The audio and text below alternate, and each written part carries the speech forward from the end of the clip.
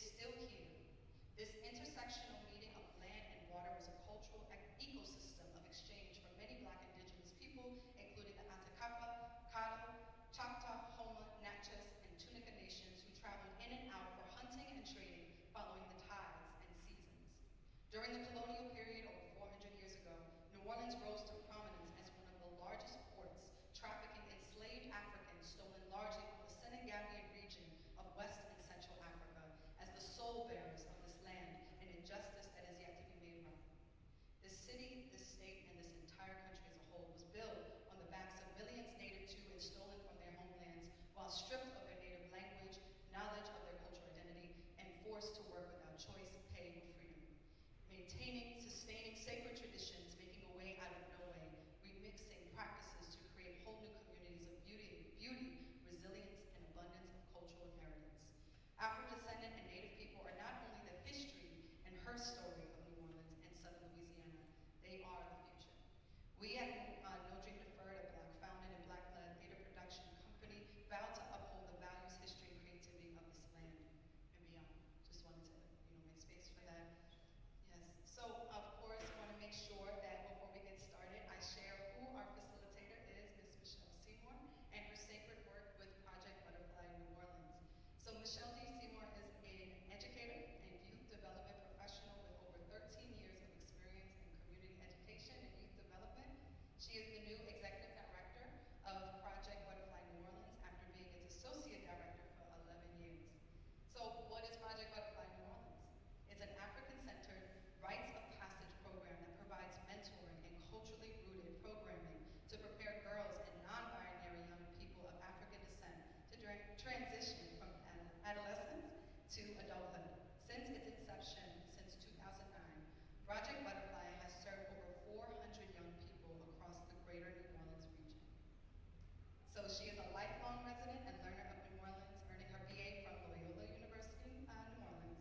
Michelle's work is healing-centered design in youth development and education, has been acknowledged nationally by organizations like Black Education for New Orleans, SXSW Education, and the Aspen Institute.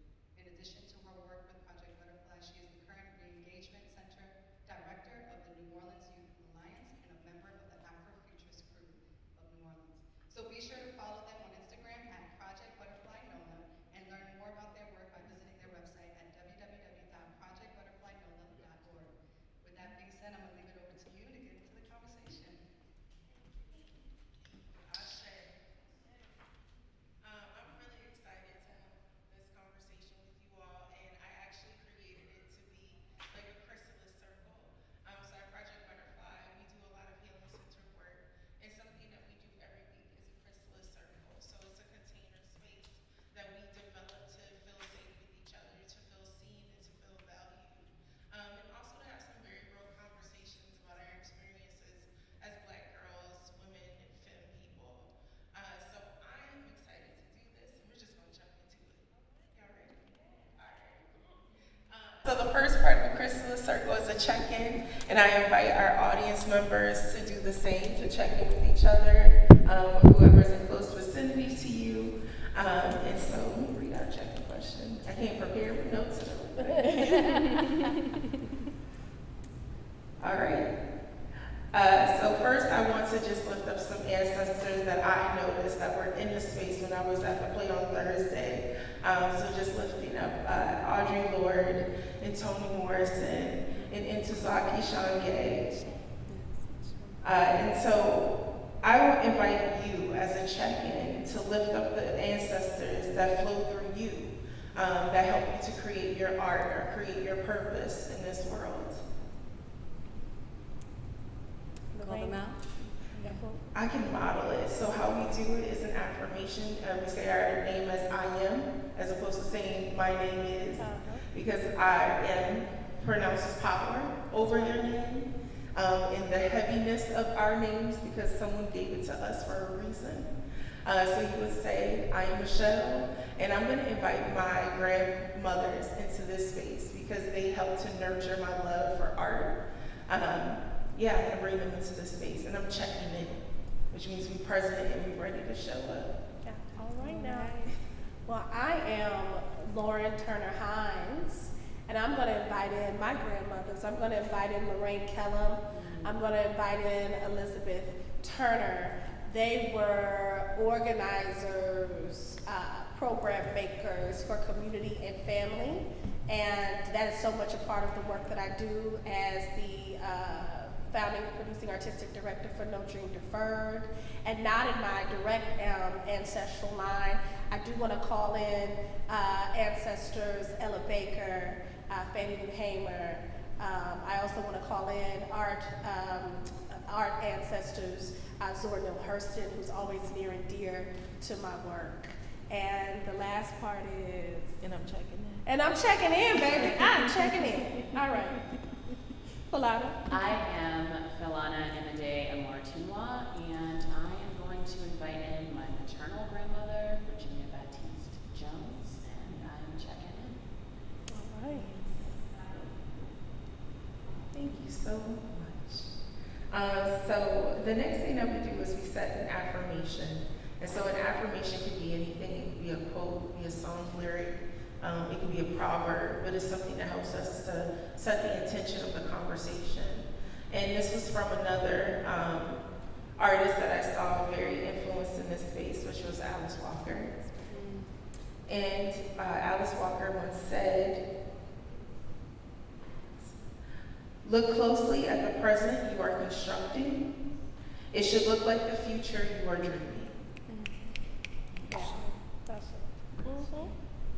So I offer you a few moments to reflect on that and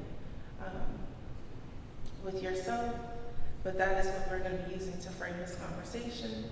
Because when I think about Black girls, when I think about Black femmes, I think about our present and our future, and I think about the unlimited potential that they hold and that they continuously bring. I think about the innovation of just Black women in general, right? We're always making the trend. We are influencing the influencers, as the kids like to say. So I think it's just important to lift that up and also to recognize that, you know, we often talk about like when things are different, things can be different right now. This is our present, we have the ability to change this. So yeah, I just wanted to lift that up. And we're gonna get into some questions. Yeah. Is that okay? Yeah. All right. So I had the honor of seeing the play on Thursday. And something that came up for me was just the deep reverence for African retention that was in the play. So the call and response, the rhythm, the dance, the movement. And I just wanted to hear from both of you on why was it so important to ensure that you were bringing that reverence for our practices in the space. That is a big question.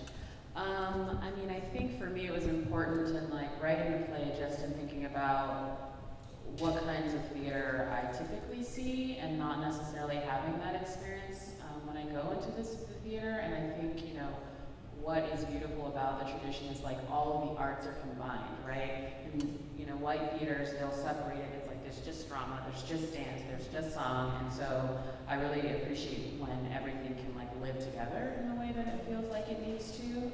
So that was something that was important in writing the script. And then the director, Nicole, came in and brought all of these, you know, her vision to what it was going to unfold like. And so there was the, you know, the instruments were something that she added as part of that. To have those like live sounds was really lovely. We had a movement instructor who came and worked with the actresses.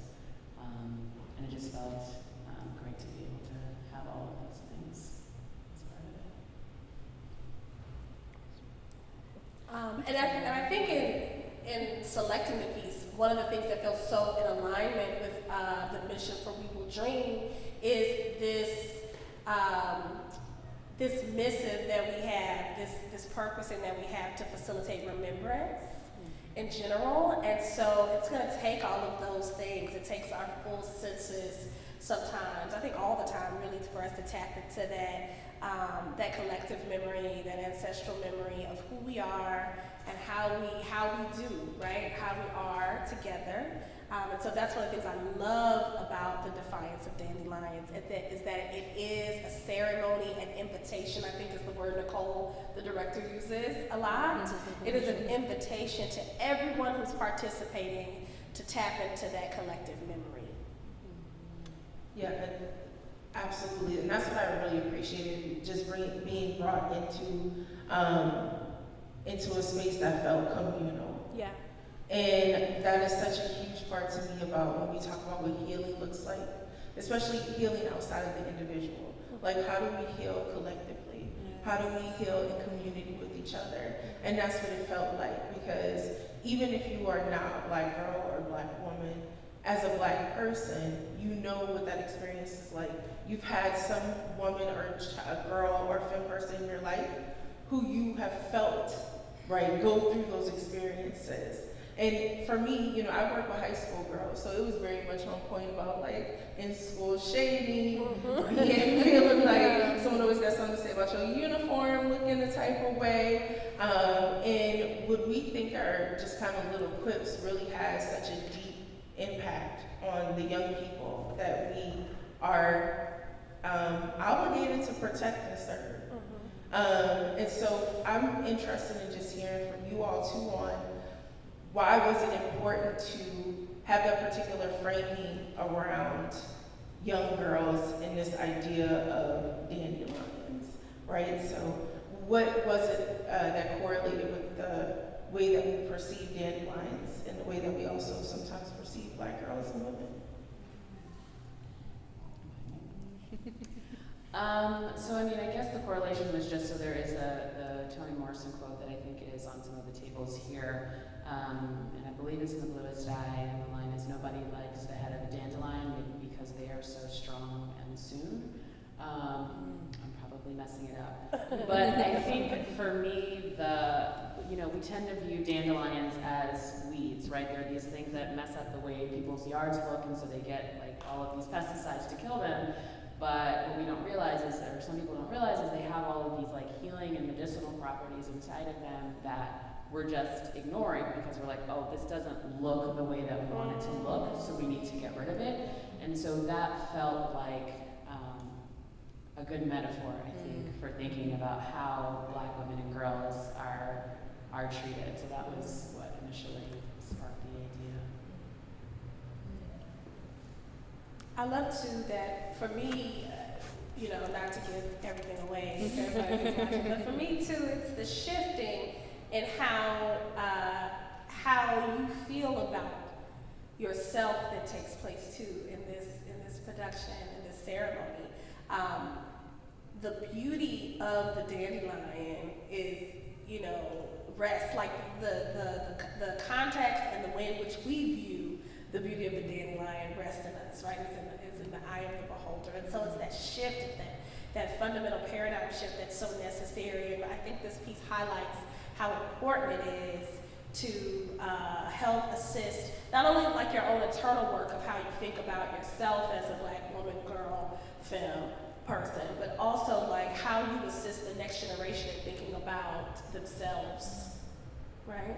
So I highly appreciate that. We had a group of high schoolers come in, and I was so nervous. I was like, what are they gonna say about it? And we've had young girls of varying ages come to experience this. And the one thing that keeps happening every time, it's amazing. No matter how old, how young, they all have pieces of this that resonates with them, and you see the overwhelming emotional connection to what's being offered to them on stage, and it's beautiful, and it's heartbreaking, and it reminds me of how important this work is. Yeah, it's a great point that you talk about too, because sorry y'all, also I'm gonna be very try to really good about spoiler alerts. So I don't want to give anything away. Yeah. But just speaking to, I think, the experiences of young Black girls, and I think you know, very often we get treated as a monolith, and everyone thinks that we act all the same way, we communicate in the same way, we have the same practices, beliefs, values, and it's just not true. And so what I appreciated about the play was that it really focused also about the complexities of young, like, of Black girls and Black women. Like, there's so much to us, and we can be complicated, as any human can be, right? But I also thought about someone who's watching this play who's had a similar experience, and it can be, sometimes it can be traumatizing, right? Even if you know this is just a work of art, but just that feeling of knowing, I was in that place once before. And one thing that I really loved was that the cast was so deeply like in their character, right? And so I thought about like, what were the processes around restoration and healing for y'all as a cast, as a crew, putting this work together, and then having to also revisit experiences that may not have always been positive for you as other Black femmes as well. I mean, I know some of the details of the process, but I know you were. Go ahead. Okay, well, I know, I just want to, you know, I know this is streaming, so I just want to, first of all, lift up and acknowledge Nicole Brewer's work in creating a rehearsal room and space that tried to establish or define the container as number one, needing to be a utility for the people involved. Like the actors involved, the crew involved needed to be able to access the healing that was being offered to the audience. And so I know there was so many check-ins similar to what we did when we started this conversation today. There are check-ins that the storytellers, I consider everyone in production, the actors, everyone, they're all storytellers, right? So that the storytellers would do with each other to identify what their access needs were from day to day, because we know those things change on any given day. They maintained agreements with one another around, you know, what's expected.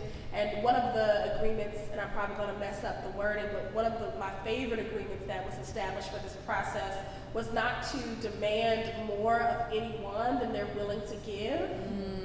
And I want to take that into the world with me every day, because I think that is something that, as a Black woman, I was taught at some point that the world is always going to demand, and I am always going to be asked to give more, and it sets up a dynamic where I'm never fully.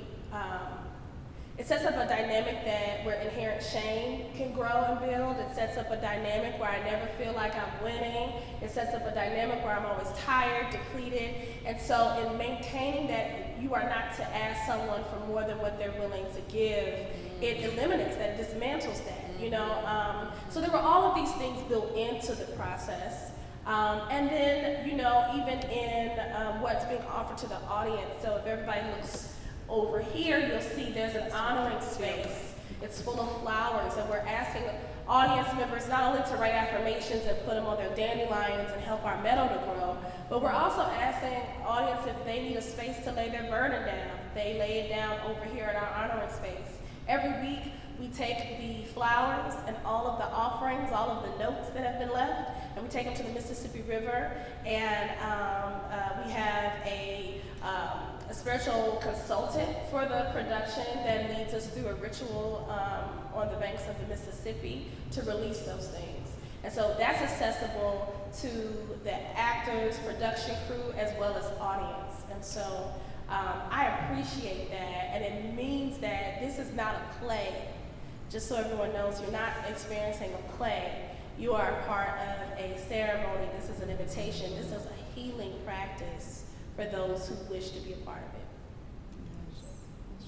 Philana, I'm not leaving you out. I know. Philana, like, as you can see, Philana doesn't like to talk too much. You said it so well, Lauren. Right. Well, I'm going to reframe my question specifically for you. Because what was the process like for you to make sure you were taken care of and making sure that you were feeling healed through the writing process? Like, as the creator of this work, right? What kept you grounded to do this work and to complete your work? No, I don't think anyone has ever asked me that, and I don't think I've ever thought about it if I'm taking care of myself through the process of writing, but now I think it's something that I will be thinking about. So in terms of writing it, even though there are things in it that are, heavy and can be traumatizing, part of writing it was an act of defiance for me, and that was how I was taking care of myself. I wrote it while I was in grad school at PWI, and it was not necessarily the most supportive environment. At points it felt adversarial.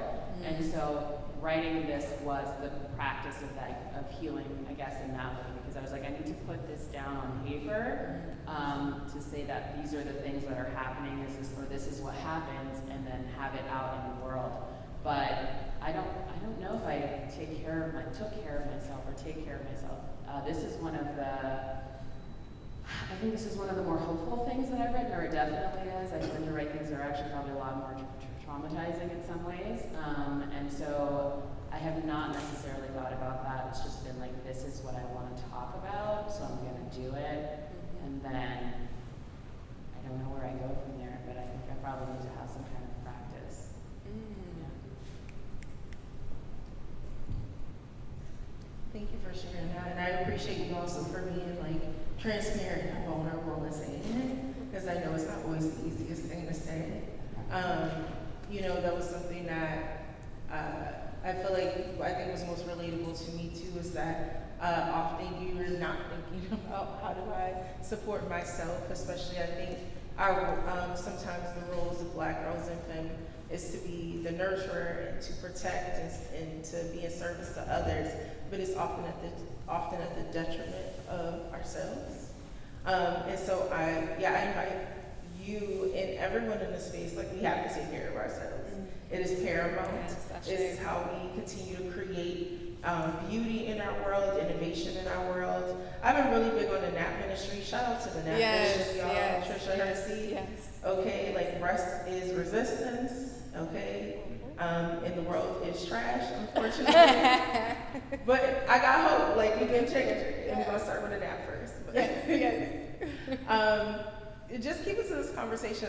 As you keep speaking about this is a ceremony, this is an invitation, this is a space for healing. And there was one part of the play where a certain character was talking about the experience that some of us may be all too familiar with the feeling around fast-tailed girls and that belief of being hot in the streets, et cetera, just all the stereotypes that are often attributed to Black girls as they're growing and exploring themselves.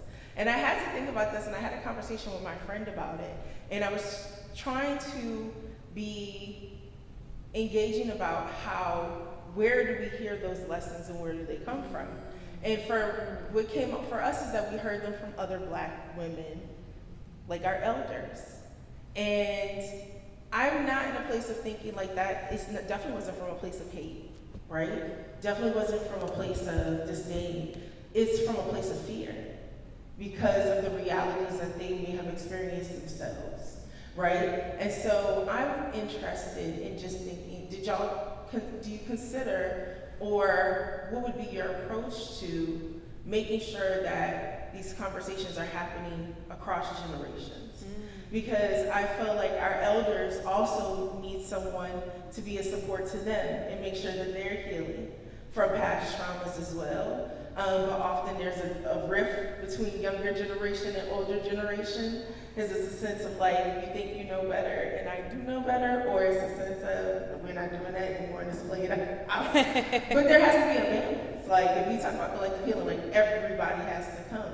So I'm just curious in how do you think this work will help also our elders heal and grow from the experience?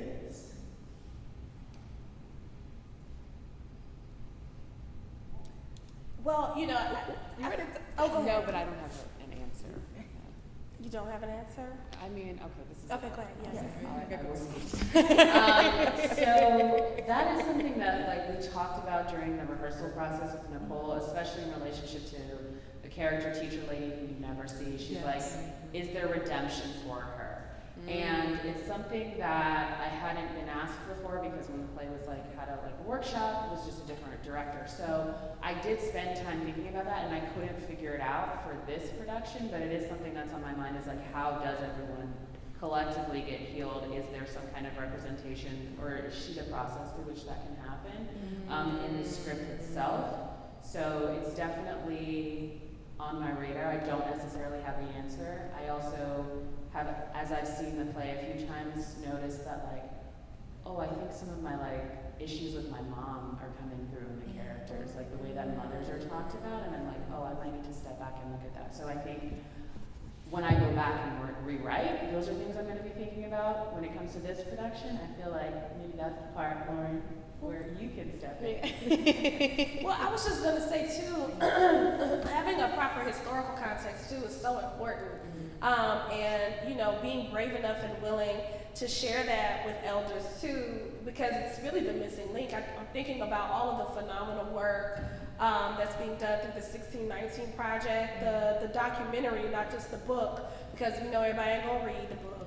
We know that. So it's important to have visual representation as well. And there is an episode, if anyone hasn't checked it out, it's on Hulu, about specifically dedicated to Black women. And it goes all the way back to the ways in which chattel slavery, really defined how this country looks at Black women from in reproductive ways, from a health equity way, and it talks about literal husbandry practices that were used during slavery. And they were, of course, done with, against the will of Black women. But unfortunately, even though they were done against our will, we were still, it was still looked at as something that over time, we were willing participants in, and therefore wanting, and therefore desiring of, and so much of how we wanted to define ourselves was taken away from us.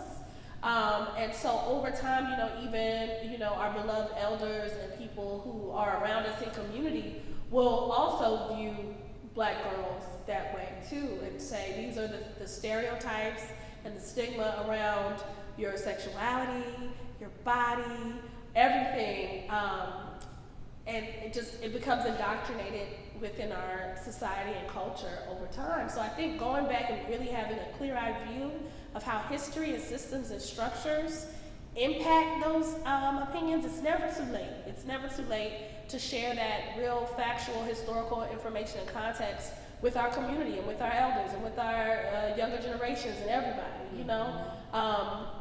And then my daughters are particularly good at being defiant to those things. I mean, it's amazing. And I don't know if I can really take credit for infusing that in them. I think it's just these next generations and how they're feeling about defining themselves for themselves.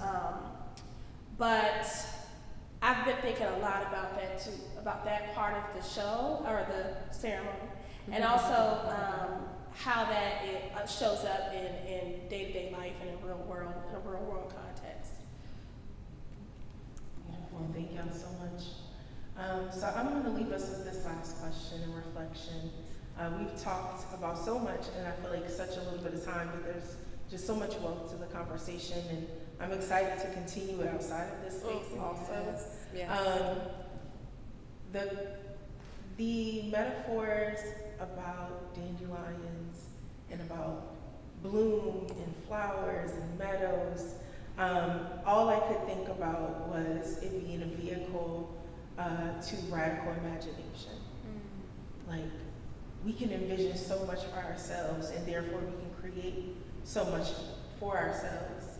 And so my final question to each of you is, what is your charge? Where is your meadow? What meadow do you want to leave in this world? Come on. Where your meadow at, Philana? Yes, think of it. Don't feel any pressure. Just please, I wrote these questions so y'all can be like, and reflect on the moment.